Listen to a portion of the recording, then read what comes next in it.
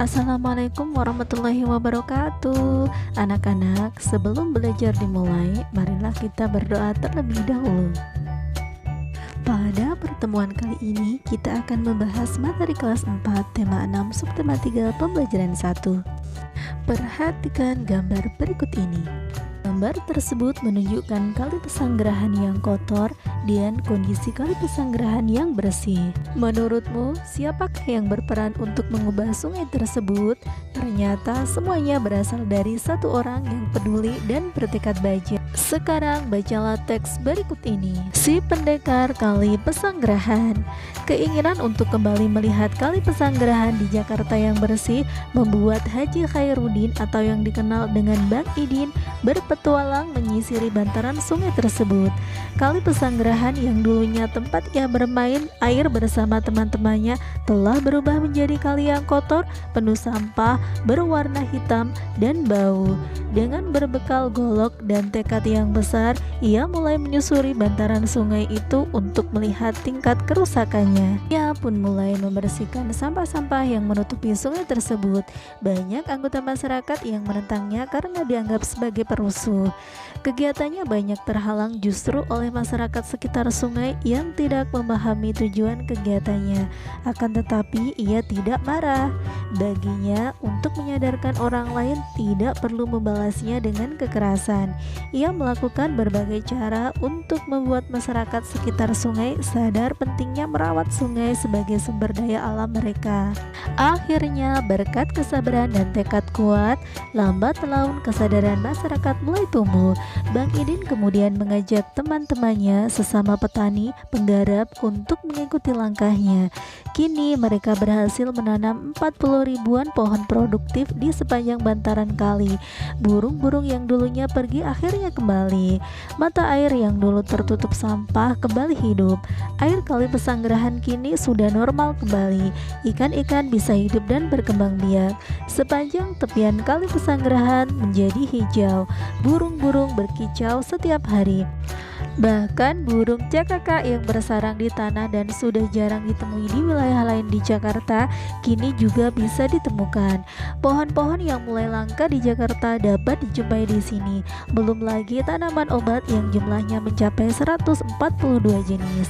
Di balik sikap kerasnya, pria kelahiran 13 April 1956 ini ingin membuktikan hanya orang yang benar-benar memahami alam yang dapat menyelamatkannya.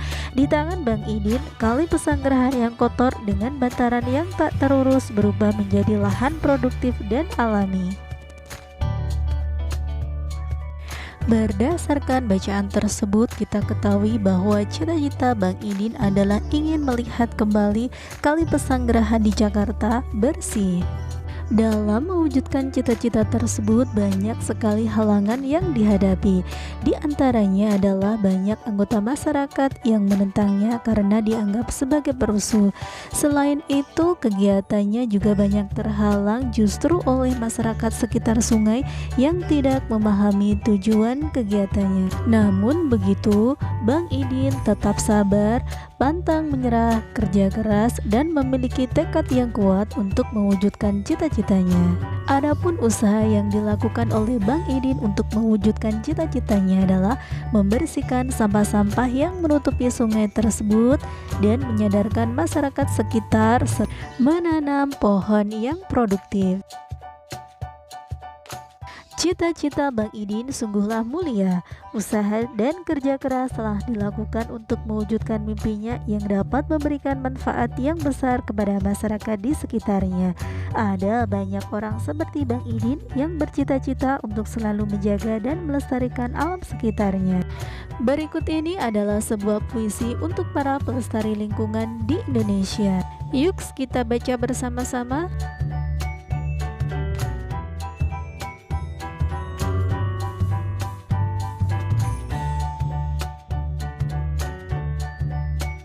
Nah, setelah membaca puisi tersebut, berkisah tentang apakah puisi tersebut? Ya, kalian benar. Puisi tersebut berkisah tentang seorang penjaga alam yang tidak pernah lelah, putus asa, serta menyerah dalam menjaga alam. Lalu, usaha apa saja yang harus dilakukan untuk menjaga alam? Ya, tentunya kita harus memelihara dan merawatnya, seperti melakukan reboisasi dan tebang pilih, kemudian tidak membuang sampah sembarangan dan tidak mencemari lingkungan. Alam bak seorang ibu yang tak pernah lelah, putus asa, dan menyerah dalam membesarkan anak-anaknya. Tahukah kamu apakah yang dimaksud dengan deklamasi? Deklamasi merupakan salah satu cara membacakan puisi tanpa menggunakan teks puisi. Biasanya orang yang mendeklamasikan puisi harus menghafalnya terlebih dahulu. Membaca puisi memerlukan pelafalan yang jelas dan intonasi yang tepat. Selain itu, pemenggalan kalimat juga harus diperhatikan. Dengan demikian, puisi tersebut akan enak didengar dan mudah dipahami isinya. Berikut adalah contoh menentukan jeda. Contoh, kau adalah para penyelamat negeri. Tanda miring 1 berhenti sebentar untuk bernafas, biasanya pada koma atau di tengah baris. Tanda miring 2 berhenti agak lama, biasanya koma diakhiri baris yang masih berhubungan dengan baris berikutnya. Sedangkan tanda miring 3 berhenti lama sekali, biasanya pada titik baris terakhir atau pada akhir puisi. Sekarang tugas kalian adalah membaca kembali puisi yang berjudul Penjaga Alamku. Lalu berikan tanda jeda pada bagian-bagian yang diperlukan. Jika kurang tepat, kamu dapat memindahkan tanda jeda tersebut. Anak-anak, tahukah kamu bahwa Indonesia memiliki berbagai sumber daya alam yang dapat memenuhi kebutuhan hidup seluruh warga penduduknya? Sumber daya alam hayati dan sumber daya alam mineral dalam berbagai rupa tersedia melimpah di Indonesia. Akan tetapi, tidak berarti sumber daya alam itu dapat dikuras habis untuk memenuhi kebutuhan manusia. Sumber daya alam mineral merupakan sumber daya alam yang tidak dapat diperbarui. Jenis sumber daya alam tersebut memerlukan waktu yang sangat lama dalam pembentukannya. Waktunya tidak sebanding dengan cepatnya sumber daya alam itu digunakan untuk kebutuhan hidup manusia. Sumber daya alam mineral yang dimaksud berupa batuan dan bahan tambang. Batuan dapat berupa pasir, tanah liat, dan semen. Bahan tambang berupa emas, besi, batu bara, dan minyak bumi. Sumber daya alam hayati berupa tumbuhan dan hewan yang menjadi sumber makanan manusia. Selain itu, tumbuhan dan hewan berperan untuk menjaga keseimbangan alam. Bencana alam yang terjadi salah satunya karena keseimbangan alam terganggu. Banjir di Jakarta karena sungai-sungai yang tidak dipelihara dan dijadikan tempat pembuangan sampah.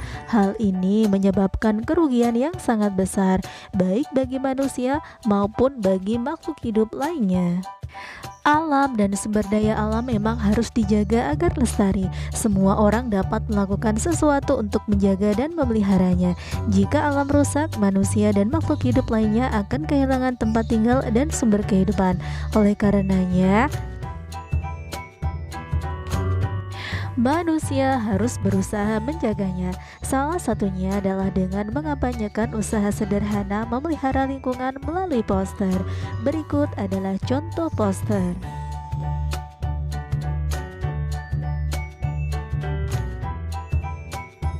Nah, anak-anak, cukup di sini dulu pembelajaran kita hari ini.